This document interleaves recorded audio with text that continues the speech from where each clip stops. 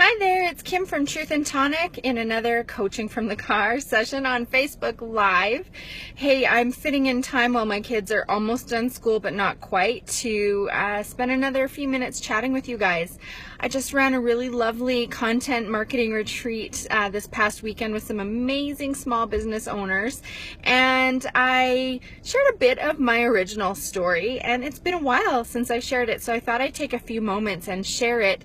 And with the context of why content, blogging, writing your words, sharing your thoughts in the realm of your business and personally is so important to women who are growing businesses with children around, men too. Even if you have a part-time business and you have a full-time business as well, or any person who's growing a business slowly, would benefit from understanding how important content is. Here's why. Here's my story.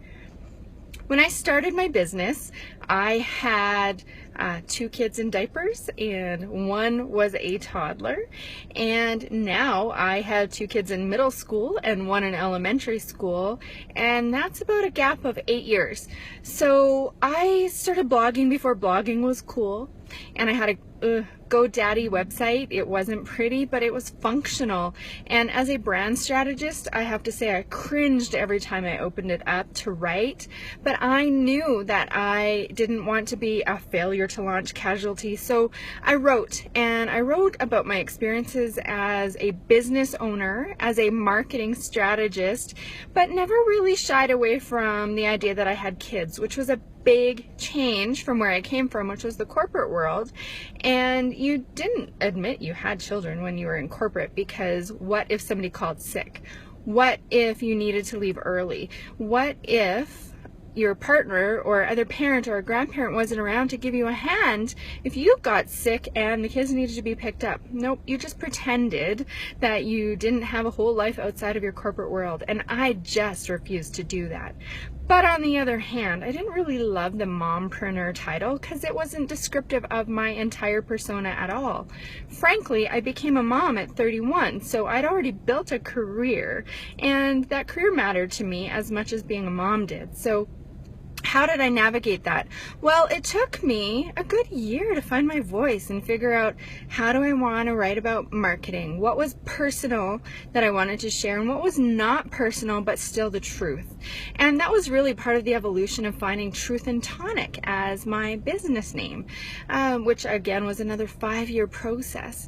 So the importance of content starts with it being internal. The process of writing became very, very important, and not just writing, but sharing and gathering feedback. By writing and sharing and gathering feedback, it changed me. It changed who I was and how confidently I approached telling the world about my business, about me and my values and what I stood for, and that became attractive. It became attractive to other women business owners who also had young children. It became attractive to women who didn't want to get their advice from women that they didn't align with, frankly. And that's very much a values-based conversation. That's not about kids. That's about being a woman who is committed to working hard no matter what life throws at you. And that became really important to me in how I started to build my marketing systems and processes that I taught and shared with clients personally and in workshops. I'm a realist. I don't want to give people ideas on how to grow their business that they're not willing or capable or interested in delivering. So this all began by sharing my story and using my story and my insights from the point that I was at that point in time to gather insights and information that informed exactly how I would carry my business going forward. So if you're sitting at home with little ones, or you have a full-time job while you're growing a part-time business, or you feel a little stuck and you're growing slow, I just highly recommend sharing more about you. Figure out where your personal line is, but gather information from that sharing and use it to navigate the course forward. You do not know what you don't know, but you also can't learn it unless you try and you put yourself out there and you be a little bit brave if fear holds you back, and you just put some messages out there that you want to experience feedback on. It doesn't have to be a big deal. It doesn't have to be all your secrets. It just has to be truthful, values-based, helpful, interesting, entertaining, something that inspires or just makes somebody think about something in a different way.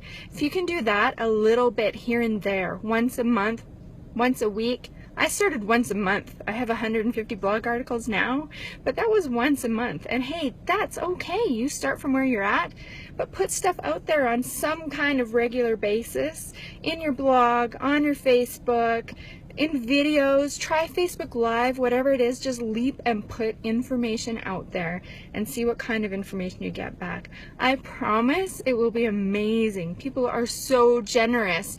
And my first favorite thing about marketing my small business is content. My second is community. This is how a community grows. I will talk about that another day, but I would love to hear your stories of using content, blogging, any platforms, any process of writing, video, audio that you've used to get your business off the ground and rolling and to gather feedback. Please pop a comment in the comments and share so others can be inspired by you too. Have a great day. That's another episode of Coaching in the Car with Kim. I am off to get the kids from school. Have a great day.